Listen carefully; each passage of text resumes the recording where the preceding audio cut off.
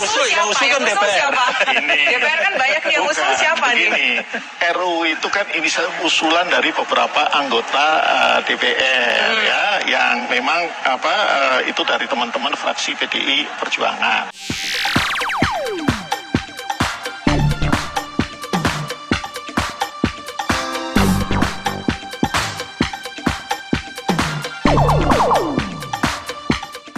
Tonton video ini sampai selesai agar Anda tidak gagal paham.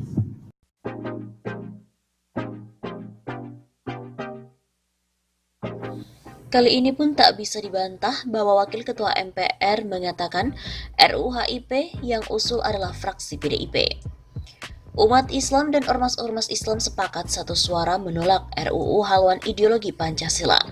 Majelis Ulama Indonesia pada hari Jumat 12 Juni minggu lalu mengeluarkan maklumat keras dalam menolak RUU HIP di mana dinilai terdapat upaya untuk membangkitkan kembali paham dan juga Partai Komunis Indonesia.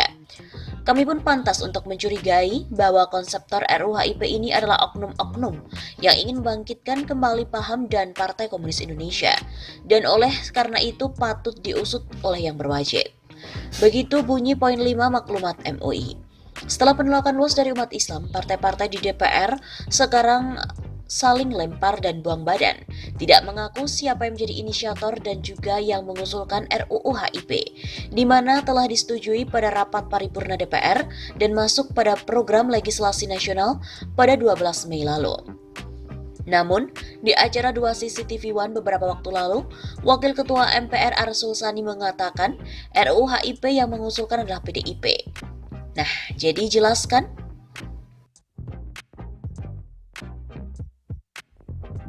Di lain pihak, politikus PDIP juga telah menyebutkan bahwa RUU HIP ini sangat mulia. Anggota Dewan Perwakilan Rakyat PDIP, Arya Bima, menyebut bahwa rancangan undang-undang HIP sangat mulia. Bima beralasan tanpa Pancasila tak akan ada DPR bahkan NKRI. Sejauh yang diketahui, RUU ini sangat mulia. Begitu kata Bima dalam rapat paripurna DPR pada hari Kamis 18 Juni.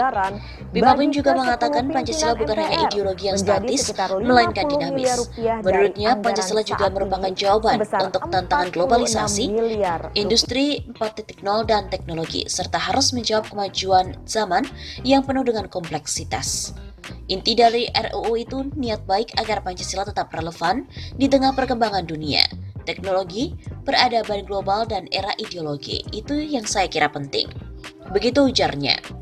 Bima juga menilai jika ada tafsir-tafsir lain terhadap RUU HIP, dia menyebut hal itu merupakan dinamika seperti halnya ketika para pendiri bangsa merumuskan Pancasila baik pada 1 Juni 1945 maupun 18 Agustus 1945. Menurut Bima, bangsa Indonesia terbiasa berbeda pendapat, sehingga akhirnya mengambil konsensus. Maka dari itu, dia pun mengajak koleganya di DPR untuk terus bernegosiasi terkait RUU HIP itu. Saya kira kita harus membuka mata dan telinga untuk bersama-sama berdinamika, mengambil proses negosiasi dan konsensus. Pemerintah sebelumnya telah meminta agar pembahasan RUU HIP ditunda. Ada juga sejumlah pihak yang mendesak RUU dibatalkan lantaran dinilai tidak urgent untuk dibahas, seperti fraksi PKS DPR, pimpinan Pusat Muhammadiyah hingga pengurus besar Nahdlatul Ulama. Selain itu, pengamat pun juga mengatakan sejak PDIP berkuasa, aroma PKI pun sangat terasa. Ada aroma PKI, Partai Komunis Indonesia, sejak PDIP berkuasa pada tahun 2014 melalui Presiden Joko Widodo. Karena itu tak heran kalau sejak PDIP kembali berkuasa pada 2014 melalui Jokowi, aroma PKI sangat terasa. Begitu kata pengamat kebijakan publik Amir Hamzah kepada redaksi Suara Nasional pada hari Rabu 24 Juni. Kata Amir Hamzah, aroma PKI terlihat adanya saat serangan terhadap umat Islam dan julukan kadal gurun atau kadrun oleh pendukung penguasa terhadap umat Islam yang berseberangan dengan pemerintah. Julukan kadrun dulu digunakan oleh tokoh-tokoh PKI untuk menjuluki orang Arab yang ada di Indonesia. Selain itu, ia juga meminta aparat polisi menundak partai politik di Indonesia yang menjalin kerjasama dengan Partai Komunis Cina. Amir Hamzah mencurigai terbitnya rancangan undang-undang HIP tidak bisa dilepaskan adanya kerjasama dari partai politik di Indonesia dengan Partai Komunis Cina. Terbitnya RUU HIP pada Mei 2020 lalu bisa jadi merupakan satu rangkaian panjang untuk membuka jalan kebangkitan komunisme di Indonesia, dan ini tak boleh ditolerir. Begitu jelas Amir Hamzah. Selain itu, Fuad Bawazir juga mengatakan kejadian saat ini pun mirip sebelum peristiwa G30 SPKI. Saat ini pola tahun 1965 sedang dimainkan, seperti adanya agitasi dan propaganda, sehingga memunculkan hiruk-pikuk tidak menentu. Demikian dikatakan Menteri Keuangan era Presiden Soeharto, Fuad Bawazir, dalam sebuah artikel berjudul Ingat Tahun-Tahun Vivere Pericoloso.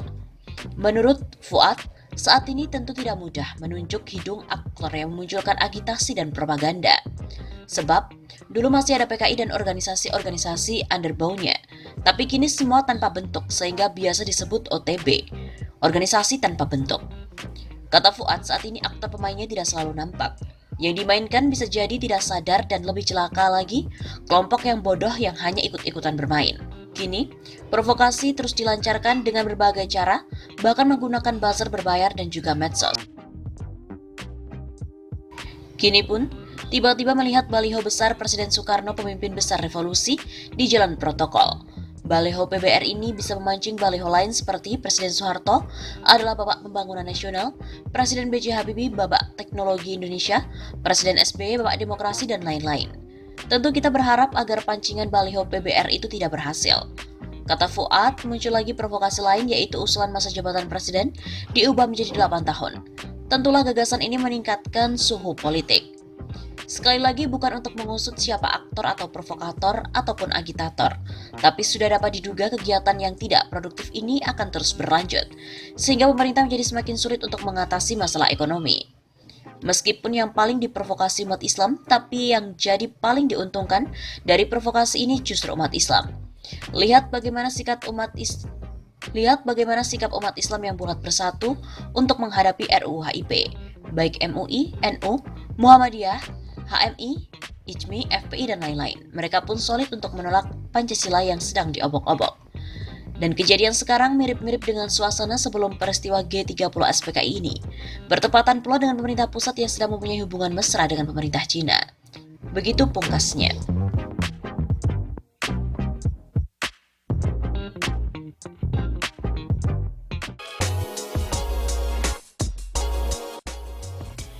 Dituding jadi dalang RUU HIP, tagar tangkap Mega bubarkan PDIP pun menggema. Presiden Joko Widodo berulang tahun ke-59. Tepat pada hari Minggu ini 21 Juni. Di hari ulang tahun Jokowi, media sosial pun diramaikan dengan kemunculan tagar tangkap Mega bubarkan PDIP. Dari hasil penelusuran hingga Minggu siang, tagar tersebut menduduki posisi teratas sebagai tagar yang paling banyak dibicarakan di lini masa Twitter. Sedikitnya ada lebih dari 21.000 cuitan menggunakan tagar tersebut. Sejumlah warganet yang menyerukan tagar itu memprotes adanya RUU haluan ideologi Pancasila. Publik menuding Ketum PDIP Megawati Soekarno Putri adalah sebagai dalang di balik munculnya RUU HIP. Dalam RUU HIP, salah satu klausul yang menjadi sorotan adalah konsep Trisila dan Ekasila, serta frasa ketuhanan yang berkebudayaan. Konsep dan frasa tersebut langsung menjadi kontroversi dan mendapatkan tantangan keras dari publik, hingga sejumlah ormas. Merujuk pada laman resmi DPR, RUU HIP sudah dibahas sebanyak 7 kali dan tinggal menunggu persetujuan Jokowi untuk pembahasan selanjutnya. Publik pun juga beramai-ramai menolak RUU HIP untuk disahkan. Bahkan mereka mendesak agar dalang dibalik usulan RUU HIP bisa ditangkap. Kami menolak RUU HIP, ujar akun @anonymous good. Ingat umur, ingat perjuangan ayahanda dan para pendiri bangsa. Pancasila berasaskan ketuhanan yang Maha Esa. Jangan ganggu ideologi bangsa. Begitu kata akun @indomiehair1. Menurut saya Megawati lah biang keroknya. Maka tangkap Mega bubarkan PDIP, hidup mulia atau mati syahid.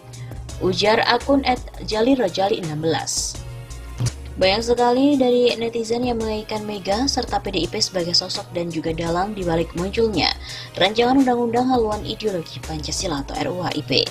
Publik juga menganggap Mega merupakan aktor intelektual di balik RUU yang menuai banyak sekali pro kontra ini. Dalam RUU HIP, salah satu klausul yang menjadi sorotan adalah konsep Trisila sehingga mendapatkan banyak sekali kontroversi. juga mendapat tentangan keras dari publik, di mana konsep Trisila dan Ekasila mengatakan frasa ketuhanan yang berkebudayaan.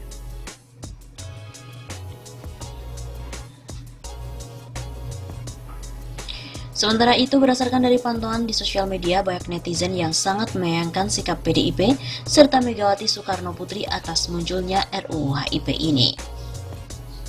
Sementara itu, Sekjen PDIP Hasto Kristianto dalam keterangan tertulis pada hari Senin 15 Juni yang lalu menegaskan partainya mengatakan setuju Ekasila dihapus dan komunisme dilarang di RUU HIP. Terhadap materi muatan yang mendapat di dalam pasal 7 RUU HIP terkait ciri pokok Pancasila sebagai Trisila yang kristalisasinya dalam Ekasila, PDI Perjuangan setuju untuk dihapus. Selain itu, Ketua DPP PDIP Ahmad Basarah juga menegaskan RUU HIP merupakan usulan parlemen yang diterjemahkan dari pidato politik Ketua MPR Bambang Susatyo. Munculnya gagasan sebuah payung hukum untuk memberikan koridor bagi membumikan Pancasila itulah lahir dari pidato politik resmi Ketua Majelis Permusyawaratan Rakyat Republik Indonesia untuk memberi penekanan pada penggunaan ideologi Pancasila. Begitu kata Basarah di Indonesia Lawyers Club pada hari Selasa yang lalu.